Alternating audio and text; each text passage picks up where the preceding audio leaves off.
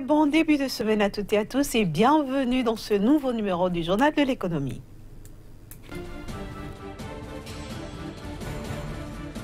Le Nigeria à nouveau attendu sur le marché international. Le pays entend emprunter 4,5 milliards de dollars. Les bas-fonds rizicoles de la Côte d'Ivoire et du Ghana bientôt revalorisés, c'est grâce à un projet piloté par Africa Rice et le FIDA.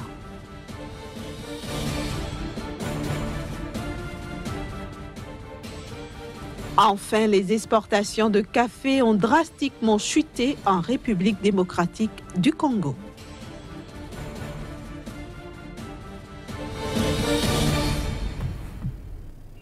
Le Nigeria s'annonce donc une fois encore sur le marché international. Le pays projette d'emprunter environ 4,4 milliards de dollars pour financer son projet de budget exercice 2018. L'objectif est de réduire le déficit budgétaire qui est dû à une hausse considérable des dépenses inscrites donc dans le nouveau budget adopté par le gouvernement nigérian. Plus de précisions dans ce reportage. Pour financer le budget de l'État exercice 2018, le Nigeria projette d'emprunter environ 4 milliards 400 de dollars sur le marché international. Ce nouvel emprunt vise à réduire le déficit budgétaire dû à une hausse considérable d'environ 23% des dépenses dans le nouveau budget adopté par le gouvernement.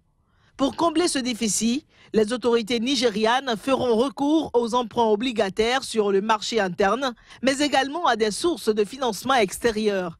Ainsi, près de 2 milliards 200 de dollars devraient être levés sur le marché intérieur de la dette, tandis qu'un emprunt de 2 milliards 300 de dollars devrait être sollicité auprès de sources de financement extérieures. Placé sous le signe de la diversification des sources de revenus d'une économie pétro-dépendante, le nouveau budget adopté par le gouvernement Buhari vise à relancer la croissance du pays qui peine à reprendre son envol. Ainsi, un accent particulier a été mis sur les projets infrastructurels, notamment les projets de construction de plusieurs axes ferroviaires qui ont bénéficié d'une des lignes de dépenses les plus importantes dans le budget 2018, soit plus de 451 300 000 de dollars. Le Zimbabwe va bénéficier d'une aide de 21 millions de dollars de la part du Japon. Ce financement est destiné à financer la rénovation de la route Makuti-Chirundu. L'objectif est d'améliorer le rendement du corridor nord-sud, le plus important axe routier du Zimbabwe, qui est également une voie de transit de plusieurs marchandises vers les pays voisins, comme la RDC et la Zambie. L'amélioration de l'axe routier Makuti Chirundu devrait donc permettre d'augmenter le volume de marchandises qui transitent via ce corridor et donc d'augmenter les recettes de l'État. Ce projet devrait aussi générer 250 emplois dans le pays. D'autres initiatives de développement seront bientôt lancées afin de booster la croissance économique du pays. Et puis un projet de développement de bas-fonds rizicoles en faveur de la Côte d'Ivoire et du Ghana a été lancé la semaine dernière d'un coût global de 1,7 milliard de francs CFA. Le projet vise la mise en valeur des bas-fonds des deux pays, mais aussi l'amélioration de la sécurité alimentaire et nutritionnelle dans la sous-région ouest-africaine. Il est mis en œuvre par Africa Rice avec le soutien du Fonds international de développement agricole FIDA. Par ailleurs, ce projet pourrait renforcer la production de riz en Côte d'Ivoire, tout comme au Ghana, et réduire sensiblement les volumes de riz importés. Il faut dire qu'avec une production actuelle se situant autour de 700 000 tonnes de riz blanchi, la Côte d'Ivoire, par exemple, ne peut satisfaire qu'entre 40 et 50% de sa demande locale. Depuis quelques décennies, la filière café est en déclin en République démocratique du Congo. Selon la Fédération des entreprises du Congo, les exportations de café ont enregistré une baisse considérable au cours de ces dernières années, chutant de 120 000 tonnes au début des années 1980 à 11 000 tonnes aujourd'hui. En l'espace de 4 décennies, Le nombre de producteurs de café est passé de 300 à 20 en République démocratique du Congo. Parallèlement, les exportations de café ont reculé dans le pays de 120 000 tonnes à 11 000 tonnes, soit une chute drastique de 90,83%. À en croire les responsables de la Fédération des entreprises du Congo, cette situation est imputable à la faiblesse de la productivité dans le secteur agricole, au problème d'évacuation des produits, à l'abandon des plantations de café et cacao et au manque d'entretien des plantations existantes. Également en cause, les rébellions et guerres que la République démocratique du Congo a connues, notamment dans les régions de l'Est, sans oublier les fraudes qui permettent de vendre la production sous d'autres étiquettes. Cette situation ne laisse pas indifférentes les autorités du pays qui envisagent d'inventorier toutes les unités agro-industrielles des filières café et cacao afin de les relancer et contrer efficacement la fraude dans les exportations à travers les services opérant aux frontières.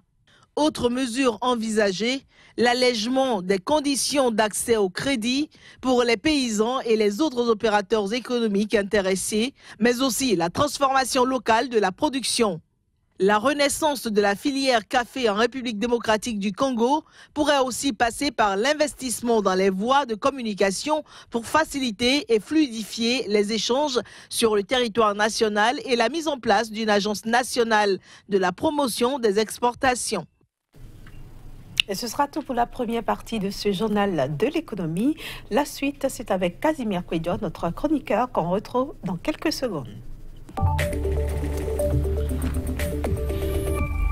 Bienvenue à vous, Casimir Kouedio, dans le journal de l'économie. Bonjour Inès. Alors aujourd'hui, vous nous emmenez en Gambie, la Gambie qui a découvert un important gisement de pétrole.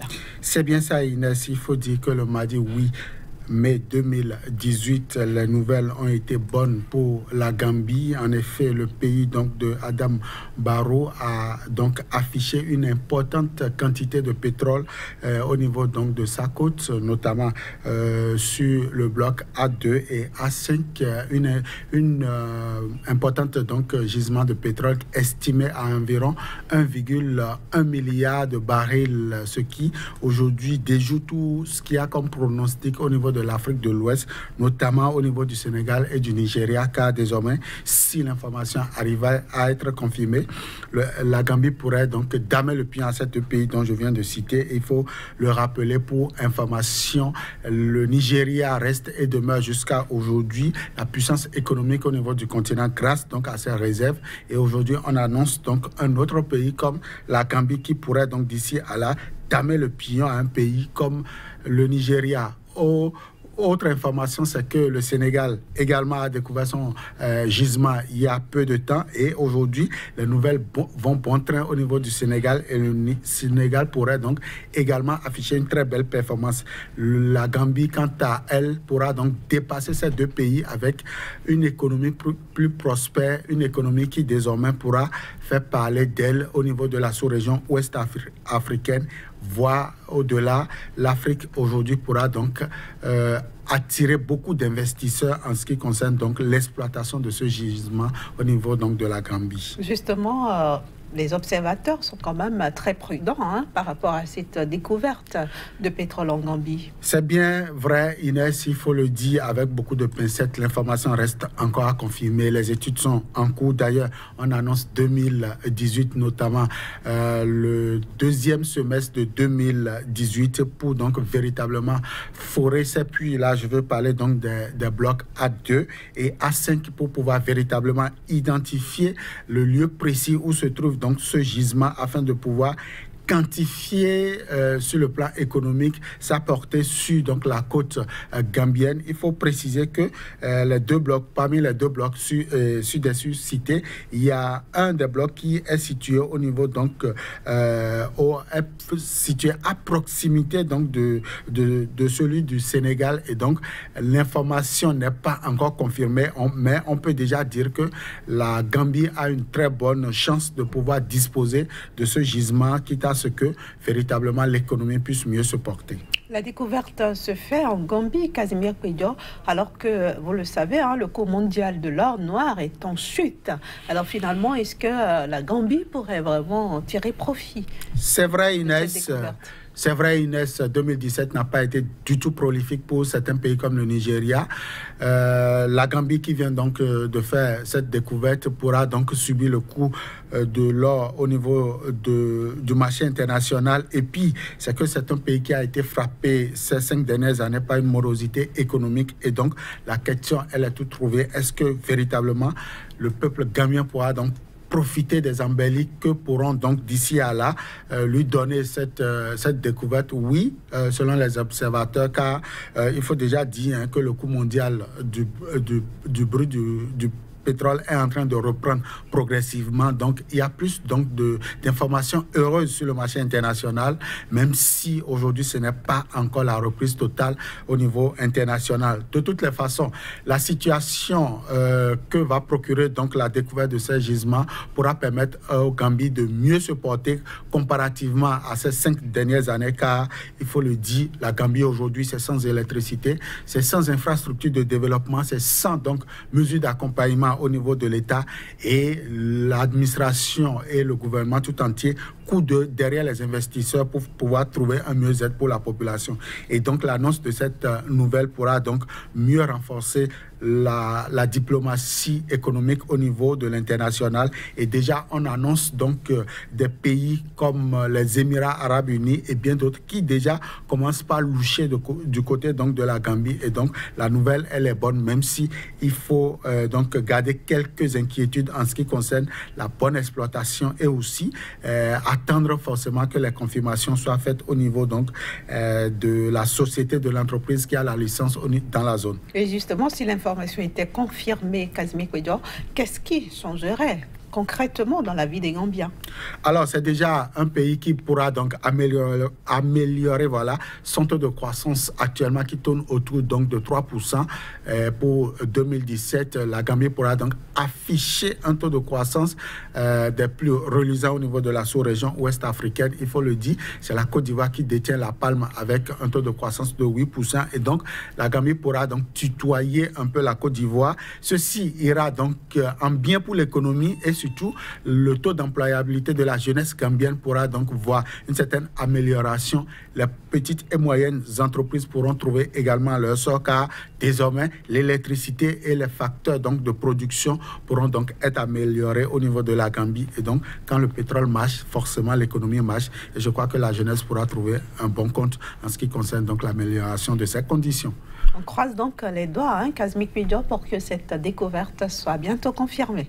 Je l'espère bien. Alors, ce sera tout pour ce numéro du Journal de l'économie. Je vous remercie d'être passé. Vous donne rendez-vous mercredi prochain. Toujours avec le même plaisir. Voilà, chers amis téléspectateurs, à vous aussi, je donne rendez-vous dès mercredi dans un nouveau numéro du Journal de l'économie. À mercredi donc.